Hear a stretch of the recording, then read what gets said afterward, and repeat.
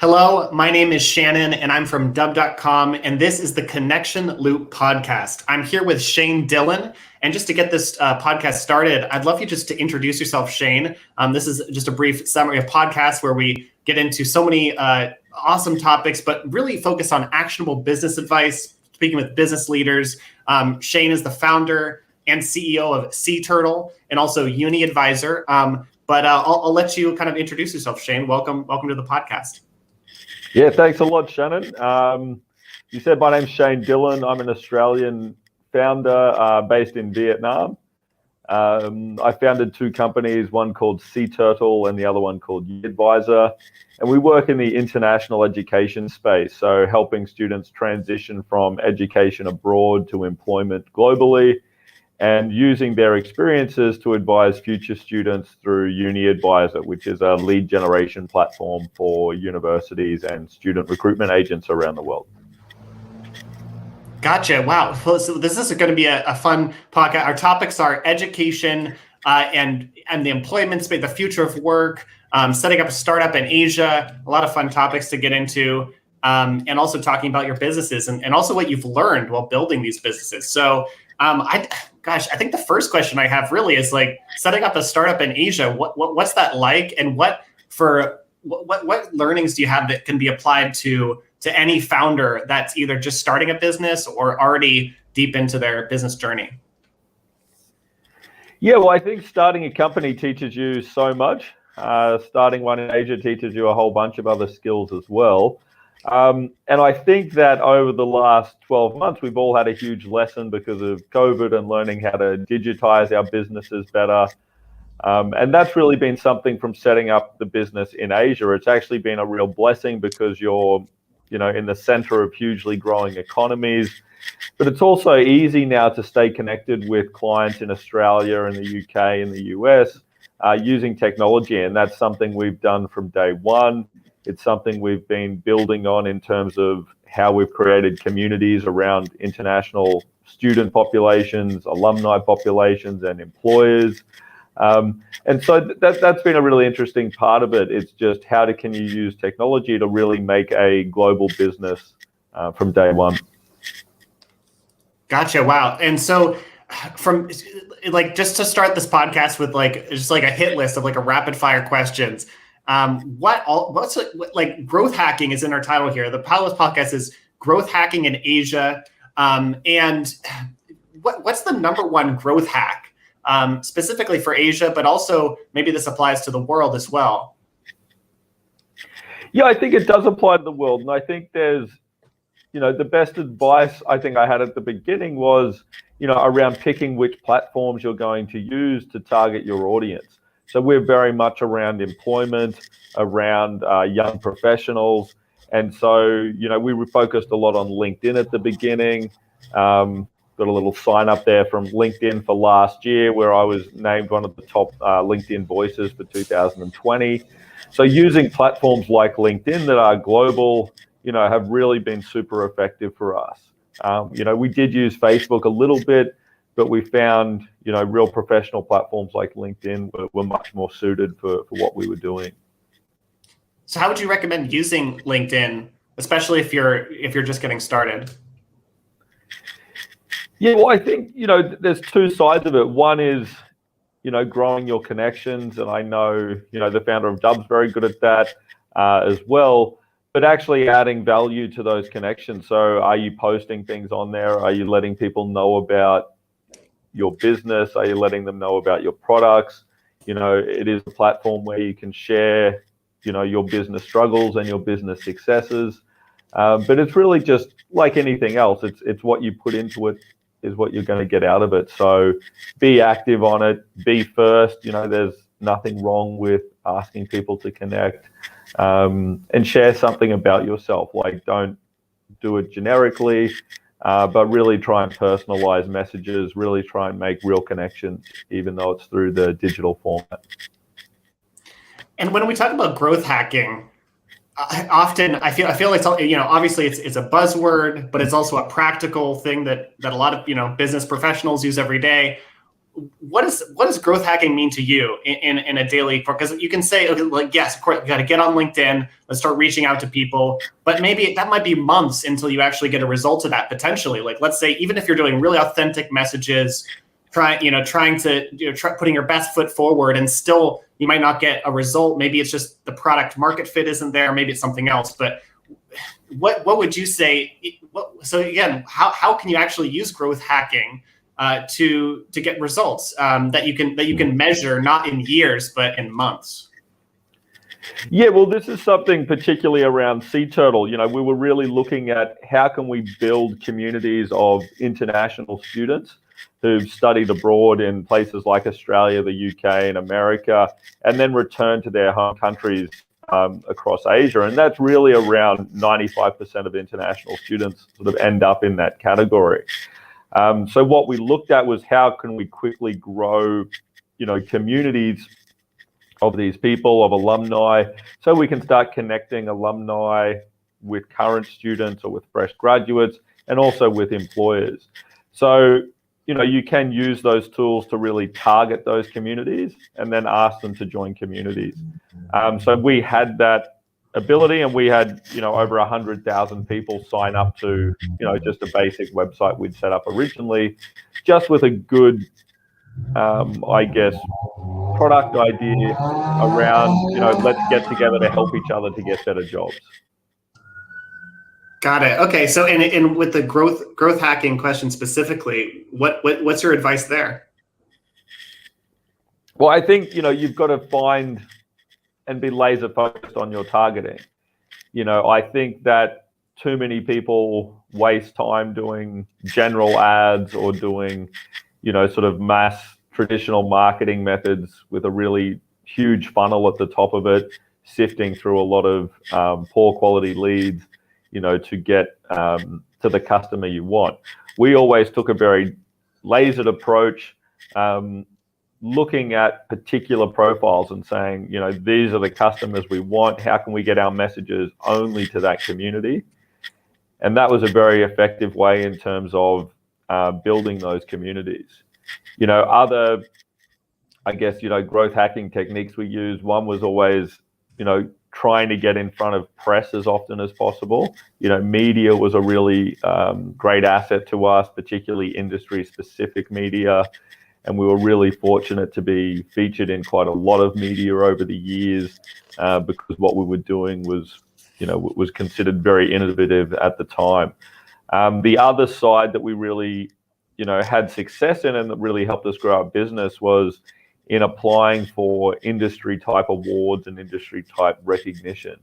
And those were things where, getting that sort of recognition, and we were lucky again to, be accepted and be shortlisted for a range of global awards dealing with the Australian business, China community, dealing with the international education community, and around global employability awards, mainly in the UK, but also some in Australia and Asia. So going into those, whether that's startup pitch competitions, whether they're, industry specific awards and recognition events, are really great, because if you do get them, you're really put on a pedestal in front of, all of your potential customers.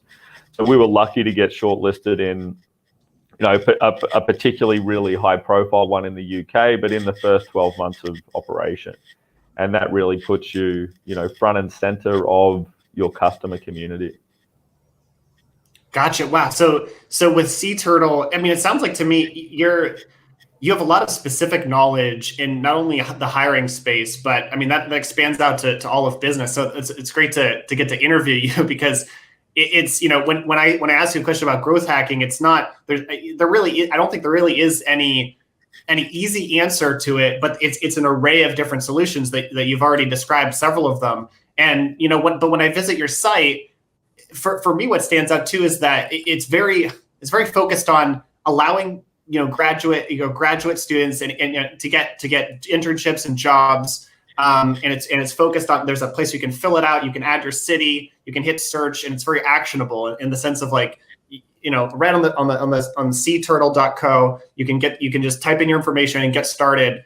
If there's a career accelerator multiple things here. So to me, that's what growth hacking, it can be a buzzword, like I mentioned, but at the end of the day, it's actually getting things done. It might be finding that job, like doing the work to find the job, doing the work to maybe use a platform like Sea Turtle to do that. So yeah, that's really interesting. And thank you for sharing about what with Sea Turtle specifically. What have you seen the biggest use cases for that? Obviously, and because I'm still learning about it myself here, so it's definitely about graduate internships. But can you talk a little bit more about the specific use cases you're seeing and people succeeding with Sea Turtle? Yeah, so that's a great question, and we've done quite a few things over the years. So we set up a lot as a data company at the beginning to really start giving feedback to the international education sector. A lot of people, I don't think, understand quite how large that sector is. So, pre-COVID, that was around a $300 billion a year industry. International students are a huge resource to countries. And there's a huge goodwill factor to, that cross-cultural learning experiences and how those international students add value to the host countries where they're going to get educated. A big factor for those students, though, is where's my return on investment for spending so much money on my education? So when we initially put up that first flare saying, well, we're the first company here to help international graduates to find employment and do that on a global scale, we were overwhelmed with how much demand there was for it. So that was sort of the first piece of it. We then had to really go through and educate the sector about how important those employment outcomes were. So we did about 3 years of research, creating about 35 industry reports, looking at the employment outcomes and satisfaction rates of international students, and how that affected their likelihood to recommend their university to future students. So that was really a long process. The education sector is notoriously slow moving and notoriously, lacks innovation. And I think in some ways, COVID, the disruption that COVID has caused has really accelerated the education movement, probably 10 or 15 years, over 1 year, with people in that sector looking at, we do need to innovate. We are one of the last major industries that hasn't really innovated. In terms of the products we've then created out of that, our Job Plus Career Accelerator has been hugely popular.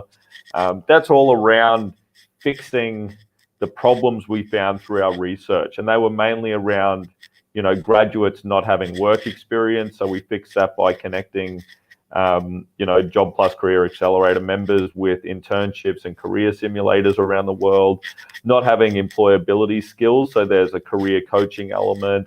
There's micro-credentialing they can do so that they stand out more in the job market. And most importantly, once they have those gaps filled, it's how do we get them to develop a professional network as quickly as possible? And that's where we use a lot of the growth hacking skills we've developed over the years. And we actually start introducing students to this database we have of around 350,000 companies, hiring managers, recruiters, and industry experts. And it's through those communities and through those networks that people get good jobs. About 80% of jobs aren't advertised. The industry calls that the hidden job market. That's where the great jobs are. That's where the jobs people want are. But you need a professional network and a large community to get access to that. What do you think is the future of work as someone who's deeply, deeply knowledgeable about the employment space?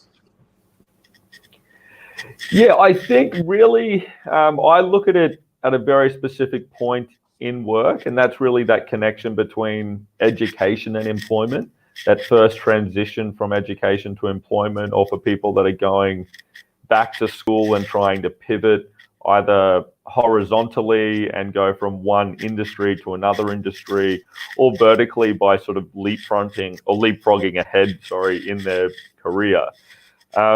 So we're focused on a very specific part of that work journey, and that is that transition from education to employment. And what I'm seeing and where I think the future is really headed rapidly at the moment is bringing those two sectors of the employers and the educators closer and closer together. For a long time, universities in particular have been very siloed in the way they operate. They're not very engaged with industry. Their courses, are maybe, for a lack of a better word, like too academic and not practical enough. And they're not producing graduates that employers actually want. So that's where I'm seeing the biggest change in the future of work is, how can educators, these traditionally long-standing groups, start to innovate, start to work closer with industry, and start to produce, job-ready graduates. Gotcha. Wow. Well, thank you so much for having this conversation. I mean, I feel like I've personally learned a lot just talking with you about the kind of the future of work, but also the hiring space, especially internationally. Is there any kind of closing thoughts you have? We always like to ask our guests, is there like one actionable strategy that you use day to day in your business that you just love and it's really handy? It could be something really simple, or maybe it's a larger strategy that you'd like to share. Sure. And it's a piece of advice that, I actually learned from a podcast. It was from Laird Hamilton's wife and partner, Gabby Reese, who was an Olympic volleyball player. And it's great advice just around being first. Don't wait for someone to say hello to them first. Don't wait for somebody to offer to help them first. There's so many things in life where I think people miss opportunities because they're waiting for the other person to act first, and that covers a whole range of, personal issues, but also a lot of professional ones. So my advice, to all of the students we've helped, and, we've made introductions maybe to over 300,000 300,000 introductions between graduates and employers and recruiters. And a lot of really what we're doing is just pushing them to be first. Gotcha. Wow. And where can people find you on the internet? Maybe it's social media or your website. Yeah, so Shane Dillon on LinkedIn. I'm based in Vietnam and Hong Kong when I used to be able to travel, but I come up there. And then seaturtle.co and uniadvisor.co. They're the two platforms. People can reach me there or get in touch at hello@seaturtle.co. Well, thank you so much for coming on the Connection Loop podcast.